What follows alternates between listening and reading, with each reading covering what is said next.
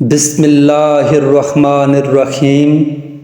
Voice of نثار کے معزز خواتین و حضرات، السلام علیکم۔ پہاڑوں کے درمیان تجارتی راستہ تھا۔ گورگٹا بادلوں نے دن کو رات میں بدل دیا تھا۔ بادل گرج اور چمک رہے تھے، بجلیاں کڑک رہی تھیں اور موسلادھار بارش ہو رہی تھی۔ اصحاب غار کا یہ مکمل واقعہ حضرت ابن عمر رضی اللہ تعالی عنہ سے یوں روایت ہوا ہے کہ رسول اللہ صلی اللہ علیہ وسلم نے فرمایا، پچھلے زمانے میں 3 آدمی کہیں راستے میں جا رہے تھے کہ اچانک بارش نے انہیں گھیر لیا۔ وہ تینوں پہاڑ کے ایک غار میں چلے گئے۔ جب وہ اندر چلے گئے تو غار کی طرف سے تھوڑی بہت روشنی آ رہی تھی اور بارش کی گڑگڑاہٹ بڑھ رہی تھی۔ اب تینوں نے چین کی سانس لی کہ کم از کم اب اس خوفناک طوفان اور بجلی سے محفوظ ہو گئے اور انہیں ایک پناہ گاہ مل گئی ہے۔ پہاڑ کے دہانے کی طرف سے پتھروں کی آواز آئی۔ ایسا لگا کہ کوئی چٹان لڑک رہا ہے۔ ایک بڑا چٹان غار کے منہ کے آگے آ کر رکا اور غار کا منہ بند ہو گیا۔ اب تینوں آپس میں کہنے لگے کہ اللہ کی قسم، تمہیں اس مصیبت سے اب تو صرف سچائی نجات دلا سکتی ہے۔ بہتر یہ ہے کہ اب ہر شخص اپنے کسی ایسے عمل کو بیان کر کے دعا کرے جس کے بارے میں اسے یقین ہو کہ وہ عمل اس نے خالص اللہ تعالیٰ کی رضامندی کے لیے کیا تھا۔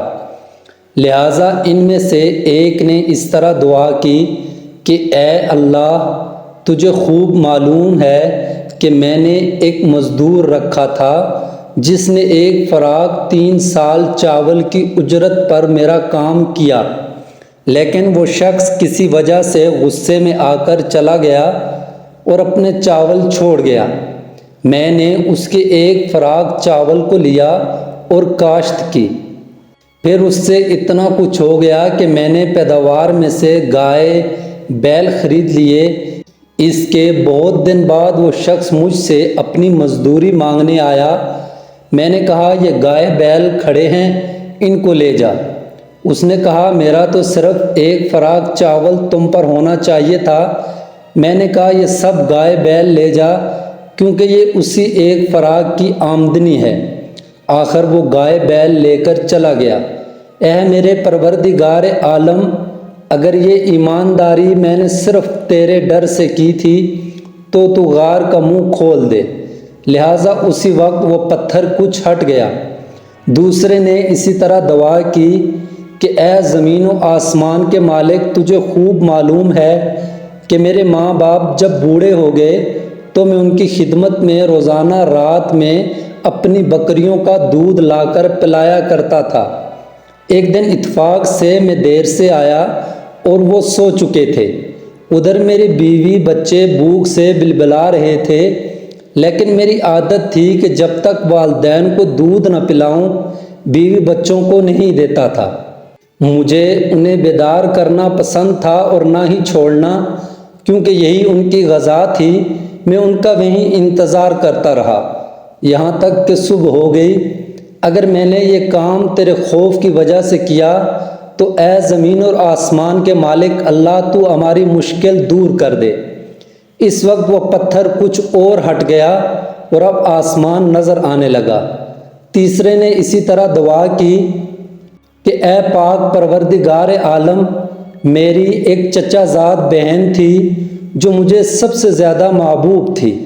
میں نے ایک بار اس سے زنا کرنا چاہا، اس نے انکار کیا، مگر وہ کسی مجبوری میں اس شرط پر تیار ہو گئی کہ میں اسے 100 اشرفی لا کر دے دوں۔ میں نے یہ رقم حاصل کرنے کے لیے کوشش کی، آخرکار مجھے مل گئی تو میں اس کے پاس آیا اور وہ رقم اس کے حوالے کر دی۔ اس نے مجھے اپنے نفس پر قدرت دے دی۔ جب میں اس کی دونوں باہوں کے درمیان بیٹھ گیا تو اس نے کہا، اللہ پاک سے ڈر اور مہر کو بغیر حق کے نہ توڑ۔ میں کھڑا ہو گیا اور 100 اشرفیاں بھی واپس نہیں لیں اگر میں نے یہ عمل تیرے خوف کی وجہ سے کیا تھا تو اے پروردگار عالم تو کریم ہے، تو ہماری مشکل آسان کر دے۔ ان تینوں نے ہاتھ بلند کیے اور دعا کی کہ اے اللہ، ہم نے یہ کام تیری رضا کے لیے کیے تھے، تو ہمیں اس مشکل سے نجات دلا دے اور اس چٹان کو غار کے دہانے سے ہٹا دے۔ آخر اللہ کی قدرت سے وہ چٹان غار کے دہانے سے گھسکنے لگی اور راستہ بن گیا۔ اللہ تعالیٰ نے ان کی مشکل دور کر دی اور وہ تینوں باہر نکل آئے۔ انہوں نے اللہ کا شکر ادا کیا اور صحیح سلامت اپنی اپنی بستیوں کی طرف روانہ ہو گئے۔ عبرت کے کئی پہلو ہیں، جن میں سب سے بڑا درس یہ ہے کہ صرف سچائی اور نیک اعمال ہی مصیبتوں اور آزمائشوں سے ہمیں نجات دلا سکتے ہیں۔ اس لیے ہمیں ہر چھوٹے بڑے اعمال کو صرف اور صرف اللہ رب العالمین کی خوشنودی اور رضا کے لیے کرنا چاہیے۔ جو نیک عمل صرف اور صرف اللہ پاک کی رضا کے لیے کیا گیا ہو، وہی دنیا اور آخرت میں فائدہ دے گا۔ ریاکاری کے ساتھ عبادت نہ صرف بے فائدہ ہے بلکہ مصیبت کا باعث بنتی ہے۔